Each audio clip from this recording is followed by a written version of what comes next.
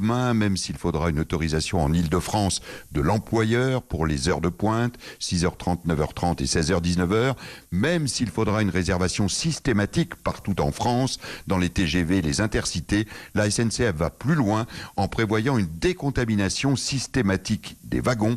Reportage au Technicentre de la SNCF de Lille, signé Lionel Gougelot. Dans le poste de conduite, dernière vérification avant remise en service. Là, ça veut dire qu'on est en freinage d'urgence. Ça fonctionne. Benjamin, agent de maintenance, inspecte dans les moindres détails cette rame TER immobilisée depuis 2 mois. Ensuite, dans la rame, on vérifie s'il n'y a pas de carreaux cassés, s'il n'y a pas de dégradation.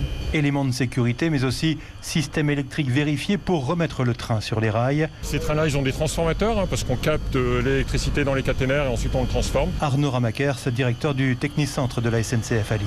Et donc on a des opérations également pour s'assurer que le transformateur est en bon état. Il y a un ensemble d'équipements pour voir s'il n'a pas pris de l'humidité, etc., etc. Donc, révision terminée, place aux mesures sanitaires, condamnation d'1 siège sur 2, désinfection systématique des rames qui sera assurée 2 fois par jour, promet Jean-Philippe Laporte, responsable de la maintenance. Sur nos sites de maintenance que sont Lille, Amiens, Calais, c'est une désinfection à chaque entrée et surtout à chaque sortie. Sur le roulement de la rame au fur et à mesure de son parcours tous les jours de la semaine. Des nettoyages en gare avec nos prestataires de nettoyage pour garantir ces 2 nettoyages jour. À peine 50% des trains régionaux circuleront lundi sur le réseau Hauts-de-France.